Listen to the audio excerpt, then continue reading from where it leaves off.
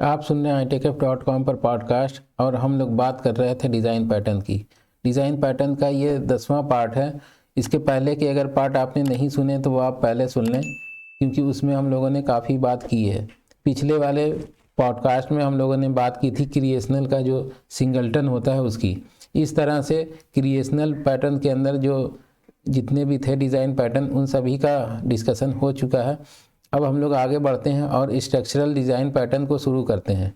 Structural design pattern, जैसा कि पहले आपको बताया जा चुका है कि इसमें क्लास को किस तरीके से ऑब्जेक्ट को असेंबल करते हैं, एक बड़ी क्लास को किस तरीके से पीस में जो है उसको अपने हिसाब से स्ट्रक्चर बनाते हैं, तो उन सब चीज़ों को कैसे करते हैं उसके लिए ये डिज़ाइन पैटर्न इस्तेमाल में आता है।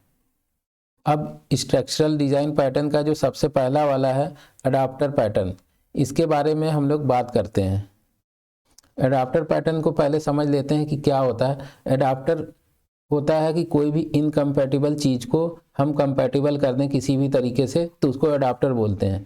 एग्जाम्पल के लिए, जैसे ये घरों में हम लोग मोबाइल यूज़ करते हैं तो मोबाइल को चार्ज भी करते हैं। अब मोबाइल को चार्ज करने के लिए उसको डीसी करंट चाहिए, और जो घर में हमारे इलेक्ट्रिक होती है वो एसी करंट देती है।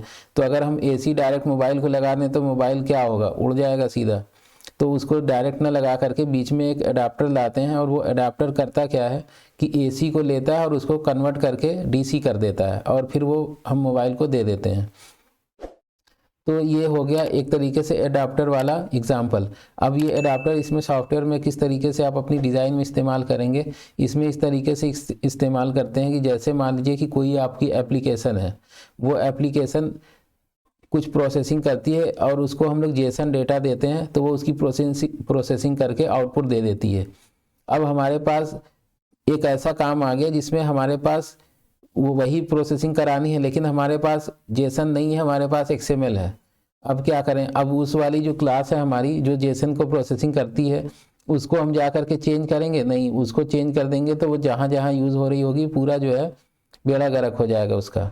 तो उसको चेंज नहीं करेंगे, बल्कि बीच में एक और मीडिएटर के जैसा एडाप्टर बनाएंगे जो क्या करेगा, उस एक्सएमएल को जेसन में कन्वर्ट कर देगा और उसको फिर पकड़ा देगा नेक्स्ट वाले को कि ये लो भैया जेसन, इसको प्रोसेसिंग करो।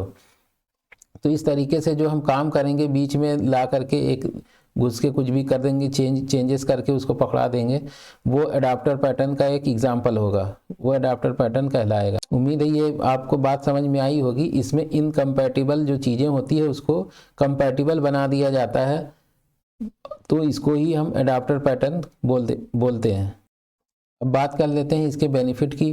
तो इसका जो बेनिफिट है, जो हमारी सॉलिड प्रॉपर्टी होती है, सॉलिड में से सिंगल रिस्पॉन्सिबिलिटी प्रिंसिपल इसमें यूज़ हो रहा होता है, और इसमें ओपन और क्लोज वाला जो प्रिंसिपल है, यानी कि ओपन फॉर एक्सटेंशन और क्लोज फॉर मॉडिफिकेशन वाला भी प्रिंसिपल फॉलो हो रहा होता है, क्योंकि इसके अंदर हम लोग जो एग्जिस्टिंग हमारा वो कोड है उसको नहीं छेड़ते, बल्कि हम जो है उसको ही एक्सटेंड कर लेते हैं, नई फंक्शनैलिटी उसके अंदर ऐड कर देते हैं। तो इस तरीके से जो है हम इसको, ये हमें फ़ायदा मिल जाता है। जावा में अगर इसके एग्जांपल की बात करें तो जो हमारे जावा यूटिल के अंदर एरेज नाम की एक क्लास होती है, वो करती क्या है कि जो हमारे एरे होता है, एरे के अंदर कुछ भी हमें डिलीट करना हो, ऐड करना हो, तो ये सब चीज़ों का हमें मेथड वो प्रोवाइड करा देता है, यूटिल मेथड। तो इसके अंदर ही एक एज लिस्ट करके भी मेथड होता है, जो कि जैसे हमारे पास एरेज है और हमें कहीं उसको आगे जो पास करवाना है, वो बंदा मान लो कि लेता है वो एरे लिस्ट। तो अब एरे लिस्ट हमें पास करानी है, लेकिन हमारे पास एरे है, या तो हम मैनुअल उसको कन्वर्ट करने बैठे फिर जाके होगा, नहीं तो ये हम एरेज वाला मेथड भी यूज़ कर सकते हैं।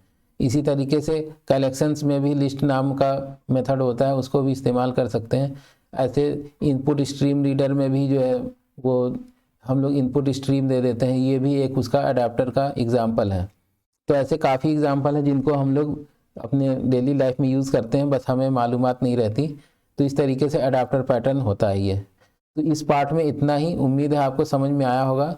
आपसे गुजारिश है कि चैनल आप ज़रूर सब्सक्राइब कर लें, क्योंकि आप लोग देख रहे हैं और चैनल सब्सक्राइब नहीं कर रहे हैं, और वीडियो को लाइक कर दें, इससे हमें मोटिवेशन मिलता है। तो मिलते हैं नेक्स्ट पार्ट में। इसका जो नेक्स्ट अगला पार्ट होगा ब्रिज डिज़ाइन पैटर्न लेकर के, तब तक के लिए थैंक यू फॉर लिसनिंग।